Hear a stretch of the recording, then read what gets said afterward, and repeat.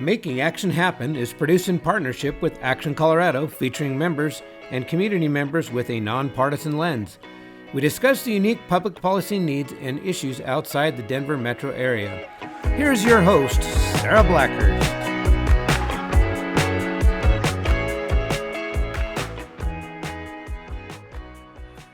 Good afternoon. We're back with Making Action Happen Colorado. I'm here with our good friend Gary Arnold. I have to tell you, it's been so fun to work with you the last year. We've been battling on all this energy stuff. And as you have already heard, one of the priorities that we have, and we think it's the only priority that we should have with regard to the energy discussion right now, with all the great work that's done on the environmental side, but now that we're taking this next step, it's got to be labor. And Gary is the business manager for the Pipefitters 208. Yes, ma'am. So tell us a little bit about the last couple of years in that energy space and what's happened that labor seems to have been disregarded in so many of the really important conversations. I know how frustrated you are because I'm frustrated and I'm angry sometimes, but you've been just this stalwart champion of this. So tell us a little bit about when the shift started to happen and why we have to refocus on labor right now. Well, first of all, thank you for having me on. And it's an absolute pleasure to work with you, Sara. Every chance I get, I just thoroughly enjoy it. And so appreciate getting a chance to talk to you about, obviously, what is a very, very important topic. I think to everybody in Colorado, I get the pleasure of serving as a business manager over at Pipefitters Local 208. And so my full-time job is looking at members and their work opportunities, career opportunities. But I think this conversation translates to everybody here. It does. And it's been going on for a long time now. Really, the first, kind of big legislative effort that we undertook as it pertains to energy, the transition, and worker considerations goes all the way back 2011 with the original Clean Air, Clean Jobs Act. Oh, yes. And so that really kind of started the conversation about, as we make decisions, we need to understand how that affects workers and the workers here in Colorado and how that might change their careers and or career opportunities. And then it advanced a little bit more. I believe it was 2013 where the Keep Jobs in Colorado Act was passed. It kind of strengthened some of that. That we worked on it some more in 2019 and what was the PUC sunset bill. I believe it was Senate Bill 236. Made some minor changes, but very important changes. All along the time, though, we weren't really seeing workers get a fair consideration. Decisions were being made, things were happening. I think you have to balance that, right? So you can't forget about affordability. No. You can't forget about reliability. And we would never ask anybody to ignore those two things. They're very, very core tenets. But the worker piece was missing. That third leg of the tripod just wasn't happening. And we were seeing a lot of, job opportunities become less of career and more of temporary opportunities, and more of them going to out-of-state workers that were imported in from lower cost of living areas. And that just hurts our local economies, it hurts our jobs, it hurts our tax base, it hurts everything. And so in 2021, we really, were engaged in a lot of policy discussions, and we asked for a performance audit on how the PUC handled best value employment metrics and the statutory requirements that workers be considered throughout these proceedings. And disappointingly, when the state auditor completed their report and made it public, what it showed was 96% of the time the PUC failed to meet their statutory obligation when it came to worker considerations during electrical resource planning proceedings or CPCN proceedings. And so 96% of the time. 96% of the time. Oh, over a decade. So, looking back over that for 10 years, full years, 96% of the time it failed. Okay. So we really reset that conversation, said, okay, we're not terribly interested in just picking on some of the failures. Obviously disappointed. Let's take a proactive approach. How can we change this so workers actually start getting the consideration? So let's go back for a second. Why was that the case? You've got to first question why 96% of the time they're failing.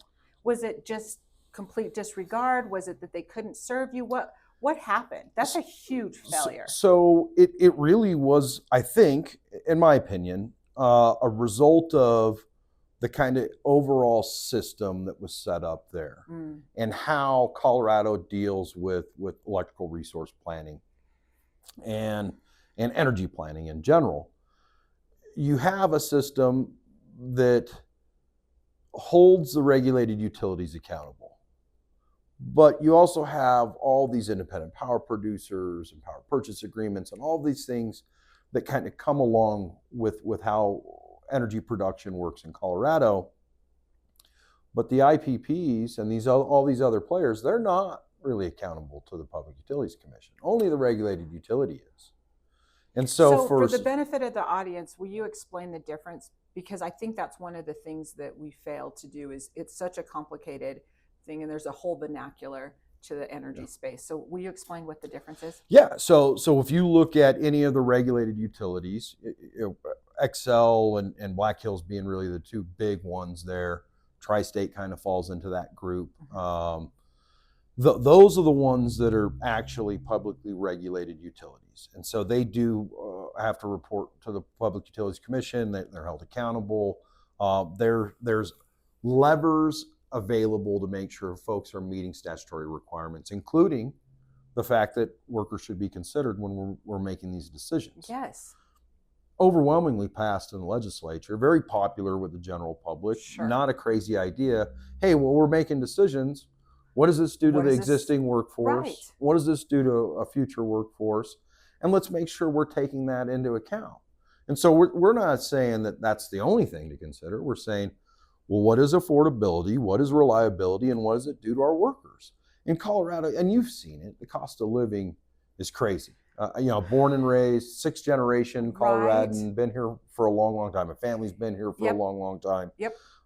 It's just gotten more and more expensive.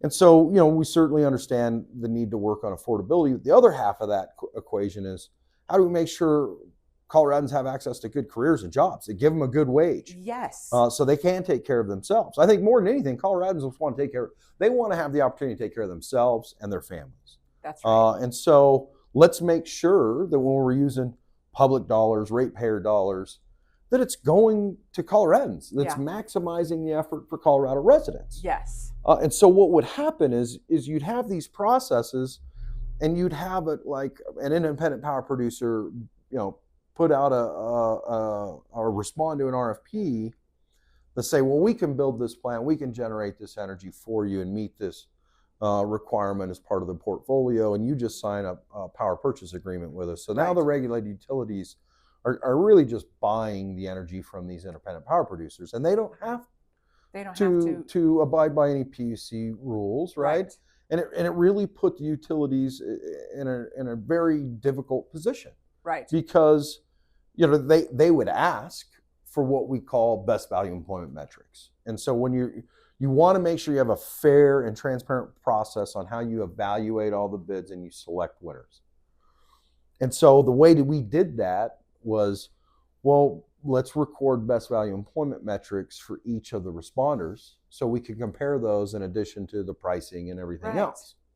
And so what percentage of the workforce is Coloradans? And so you got the measure the local workforce hire piece, which is one of the big ones. That is. And then for those workers, do they make an industry standard wage? Do they have access to health benefits and retirement benefits so they can go to the doctor, retire with dignity, stay in the state that they grew up and lived in, stay in the same communities that they love and grew up in, their families are in? And let's make that part of that decision-making process. And rarely, unfortunately, would we get any kind of robust metrics reported. Some of it would come highly confidential and redacted. And if you asked to see it, you couldn't talk about it during the proceeding because it was highly confidential. And so this is what led to this 96% failure. Yeah. There just wasn't enough there to really measure what we were trying to measure. Right. And so that led us to, okay, well, let's figure out some better solutions that just get around this. Right. In 2023, the legislature passed, I believe it was Senate Bill 292, which is Energy Sector Prevailing Wage Bill. And so this is, prevailing wage policy goes back a long, long time. It does. A lot of folks will maybe refer to it as Davis-Bacon. Yep. On the federal level, it's Davis-Bacon prevailing wage. Yep. Well, those were two Republican senators, Mm-hmm. Davis and Bacon, that passed prevailing wage. And what the policy does is it's not a union or a non-union thing. It's a local workforce thing. And it just simply recognizes that importing out-of-state workers from areas of the country that have much, much lower cost of living undercuts your local economy, and it takes away very, very important, valuable career opportunities from local residents. So if you're going to bring in people from other states, then you have to pay them what the prevailing wage would be here. Correct. You do surveys. They do them every few years. What is everybody doing in Denver, Colorado? Yeah. Right. And for us, it's usually Denver, Aurora, Boulder, I think, is the region. And that could be a huge difference. Yeah. Like if you're coming from rural Oklahoma, yes, your cost of living is going to be nowhere near what it is here in the Denver metro area. Right. And so you might recognize some very small temporary economic benefits from workers. Obviously they're going to go to restaurants, they're going to stay at hotels. Yeah, most of that paycheck gets collected here and goes right back to wherever their home is. Yep. And it leaves forever. Yeah. Including the apprenticeship opportunities where we can teach folks lifelong career skills and knowledge. Right. Takes away those jobs from local residents, that are now looking for something else. Right. It's just very beneficial, and it becomes a less of a gray measurement and more of a very black and white measurement. Yeah. Either you're doing it or you're not. And it just disincentivizes anybody from bringing in, like I said, workers from much lower cost of living areas. And then we thought, on the training piece, we hear about, we need to prepare so we have the workforce of the future. Right. Well, then we can't not invest in workforce development now. And one of the big complaints, like for broadband, for example, we don't have the workforce. They're talking about bringing in workers from Mexico for big broadband build outs. So it's not just in your sector. This is labor across the board. Everywhere. And it, like the H-2B visa program is really what it is. And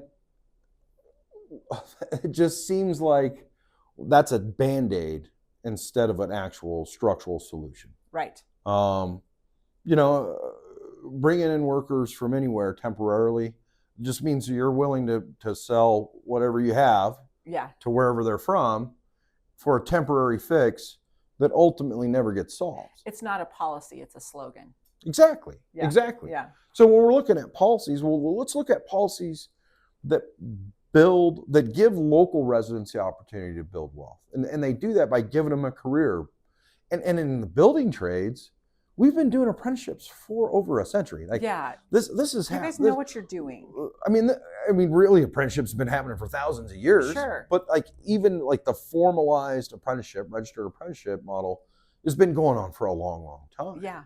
And what better way to solve? You hear folks talk about student loan debt crisis and the economic, challenges that face folks that pay a fortune to go to whatever it is. But ultimately don't end up with a career in the field that they studied, or you have this just tremendous amount of spend and what you could arguably say is waste, right? Yeah. Whereas there's no student loan debt, and you're training very specifically in the field, and because you're working it the entire time. But also the culture of bringing somebody in, when they talk about the brotherhood, that's a real thing. That's a real familial, we're going to be there for you, all of that. It's almost, I don't want to say gang, but that's that whole, you're part of us, we're going to take care of you. And it's not going to be just for right now and just for a job. You're part of us now for the rest of your life, if that's what you want. Yes. And that's the promise we're wanting to make to each other.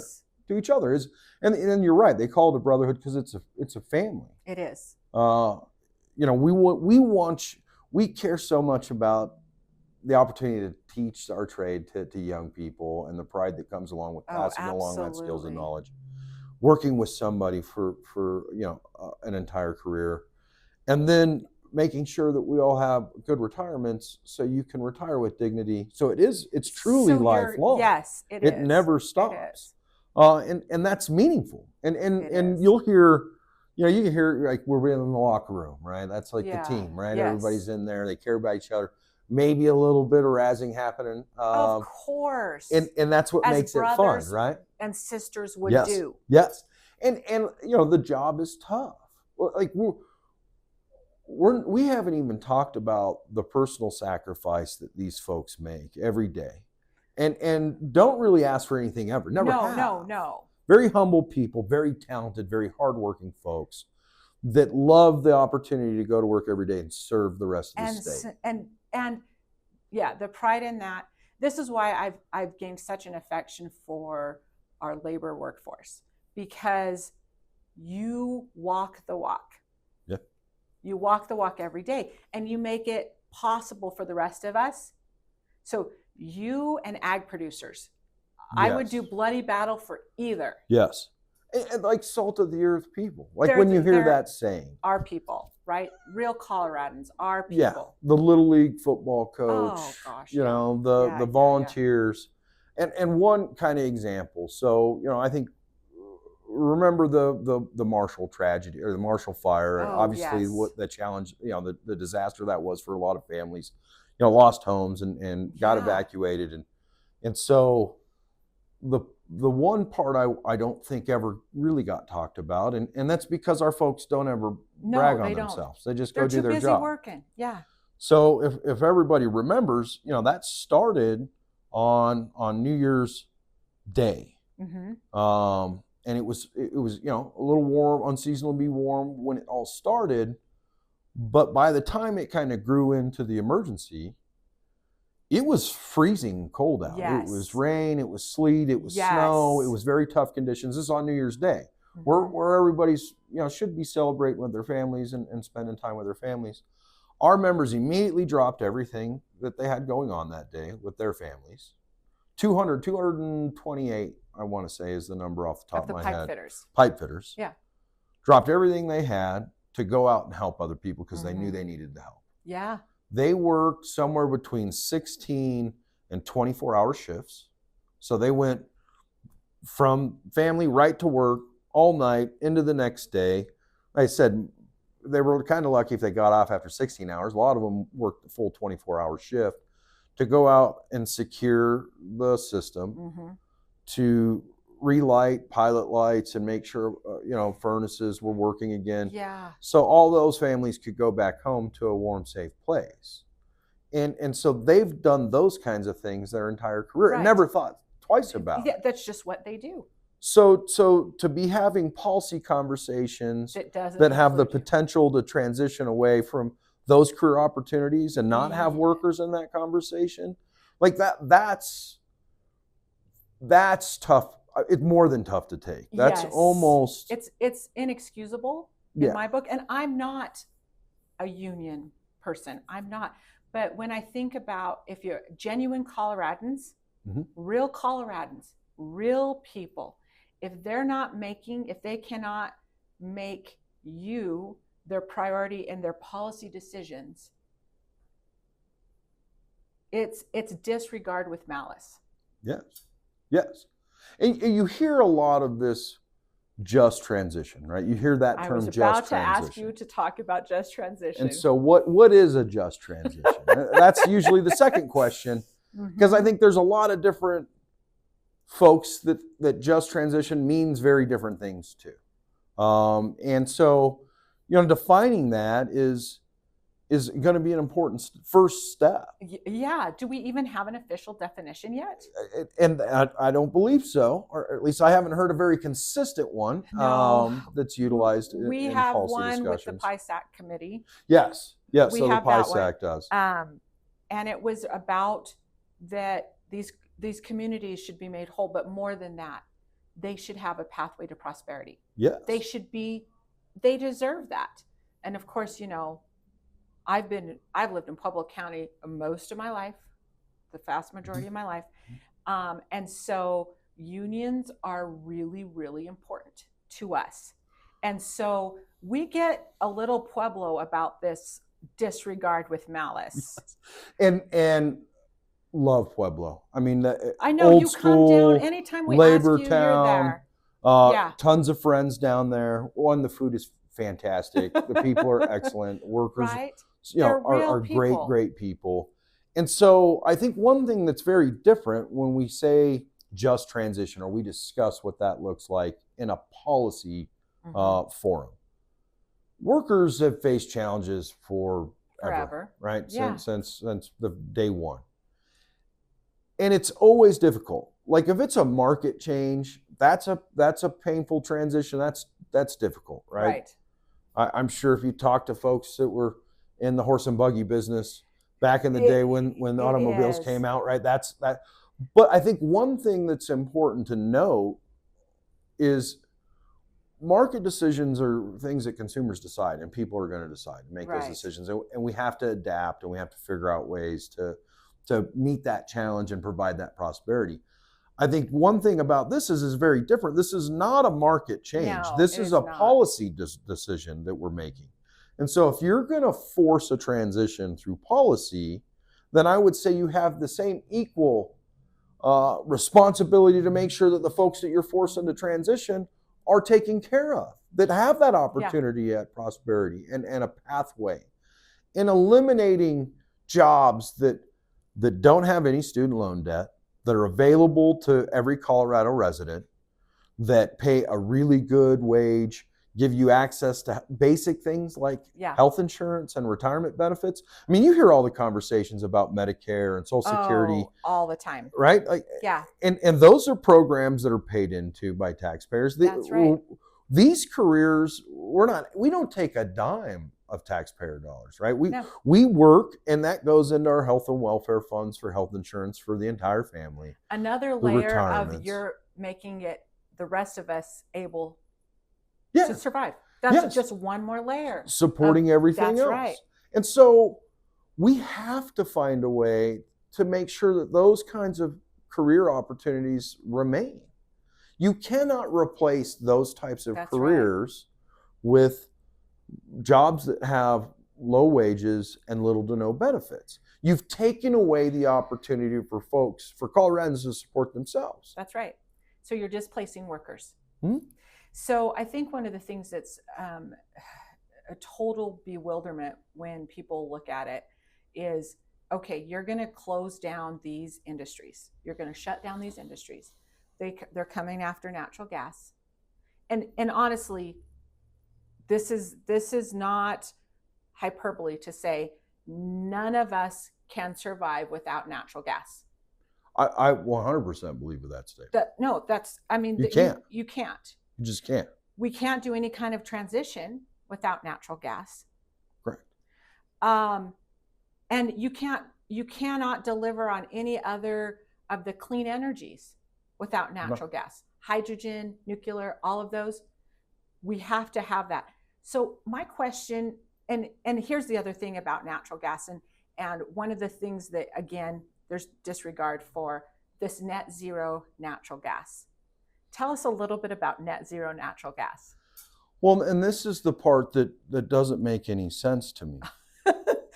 I'm so glad you're going to say this. We have to figure out every available opportunity for workers, for economic opportunity for Coloradans, and meeting any kind of climate goals, right? Everybody wants, nobody, you can walk through our union hall. I could bring every 2,000 members down.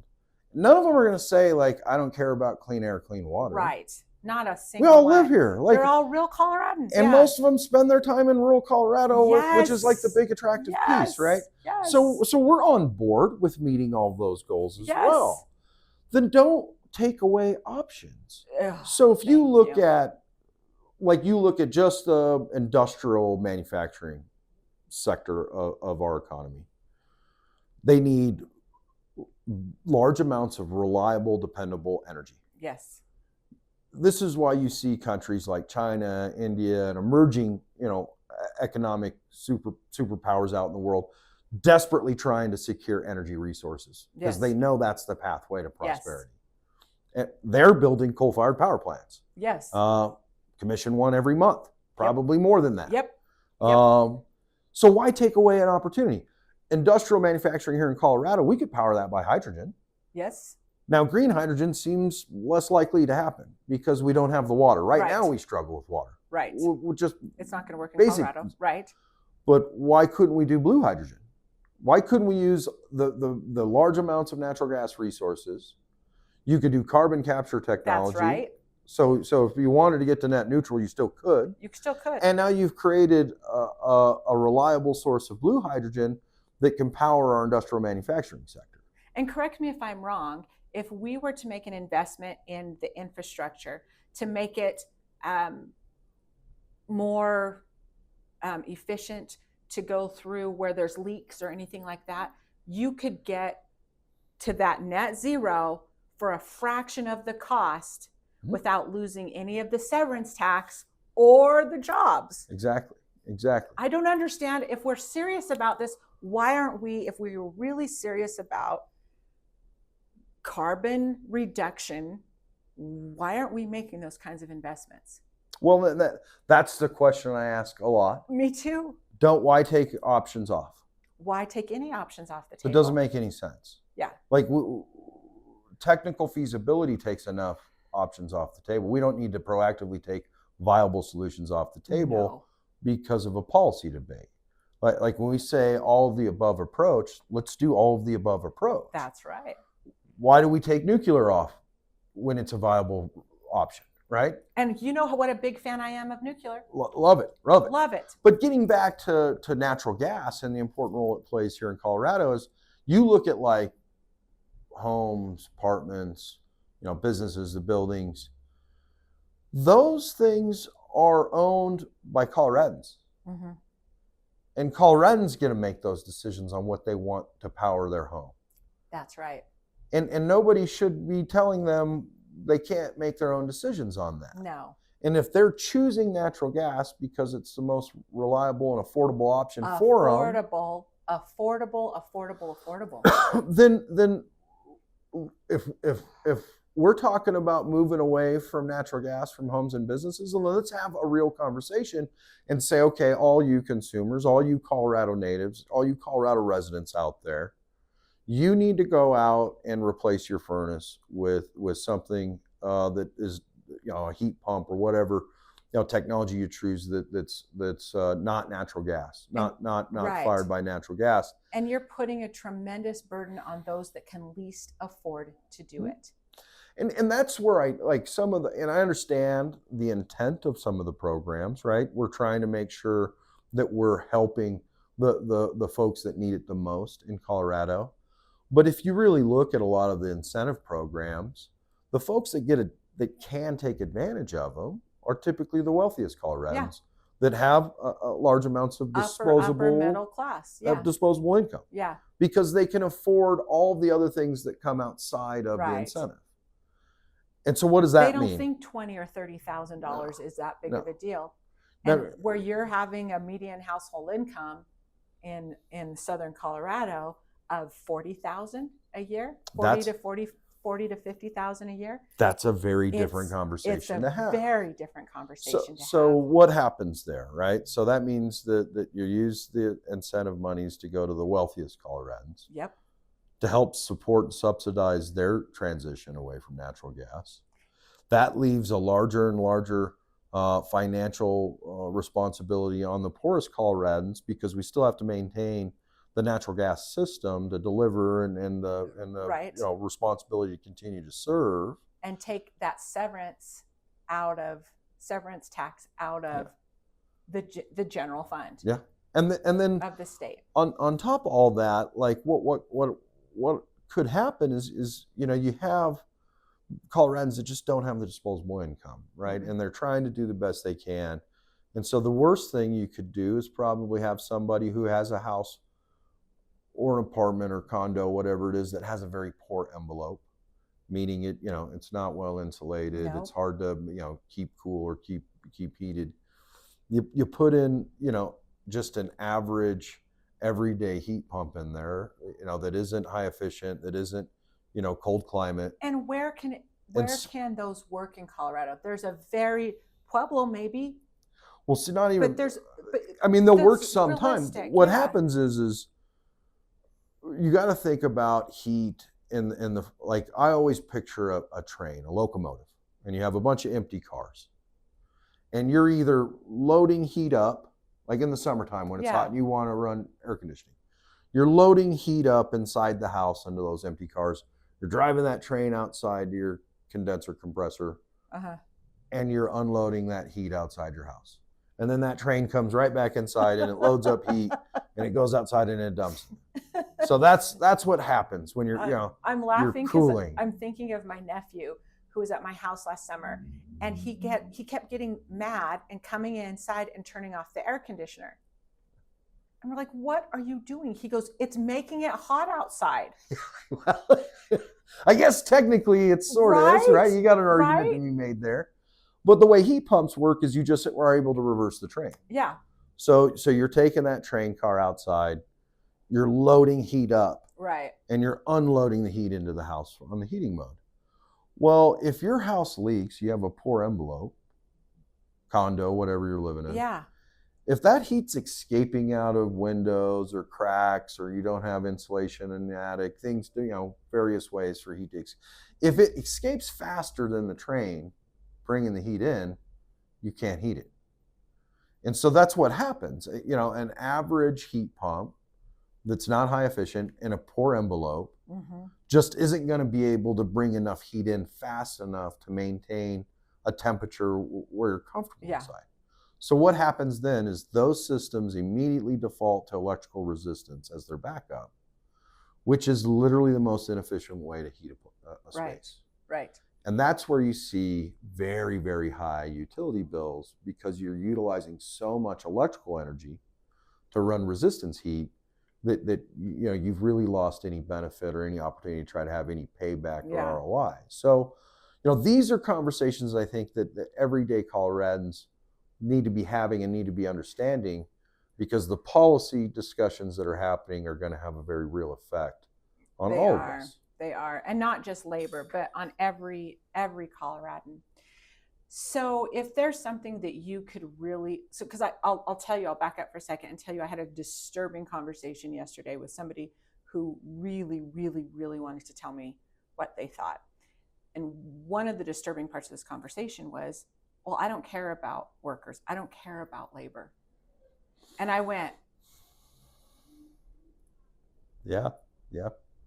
It was a good thing I was on the phone. Mm-hmm. Because that, to me, I thought to myself, and I didn't say this, I was respectful, but I didn't say to them, you're not a real Coloradan, and you're certainly not a real Puebloan. Mm-hmm. You should move someplace where what you want doesn't wreck somebody else's life. Because that's how I see it. Mm-hmm. I see it in, we're going to displace workers. We're going to take away livelihoods generationally, generational wealth. Mm-hmm. We're going to take that away. And you got to figure it out. We don't care because we have this other agenda that's not a Colorado agenda by any means. So what would you say to somebody to let them know, or to convince them that labor has to be the primary or the center of this discussion? Well, understand the frustration, and I don't know if I would have been as good at biting the tongue as you were. She said a lot of other things. Like, I don't care about workers. Yeah, I don't care about that. Is that doesn't concern me. Insane. Yeah, I know.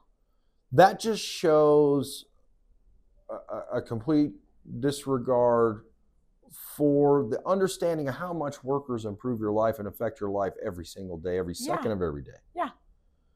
Everything that we get to enjoy with ourselves, with our families, is a product of somebody's labor. That's right.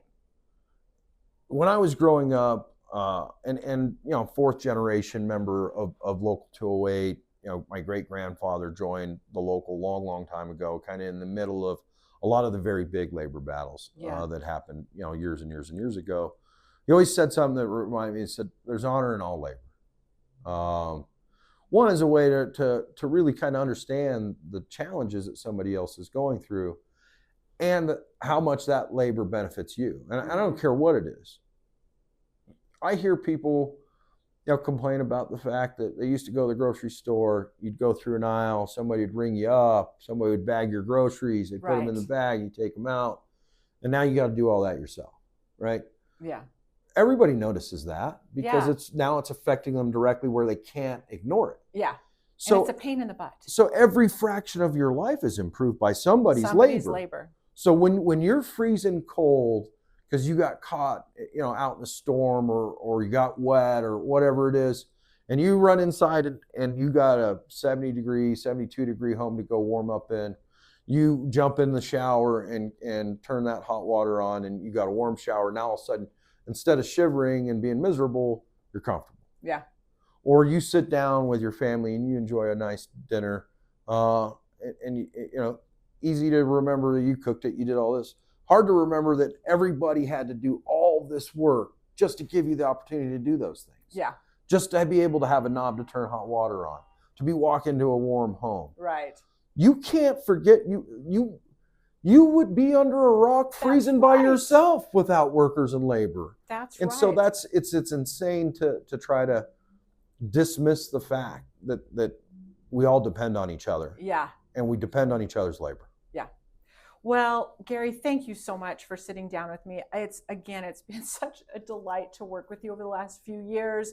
And we're chair and vice chair for Coloradans for Energy Access that talks a lot about protecting natural gas, among other things. And so we're all in this fight together, and labor's been our greatest ally in this fight. And so we'll just keep on fighting. But thank you, Gary, so much for sitting down with me. I appreciate it. All right, we'll see you next time on Making Action Happen.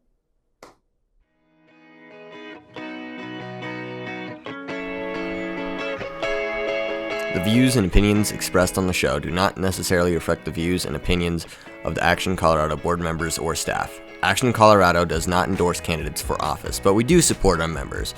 If you are a candidate running for office, or if you are a member of Action Colorado, you have an open invitation to come onto the show. If you have any questions or would like to discuss a topic on the show, or just for our information about joining Action Colorado, please email us at sara@actioncolorado.org.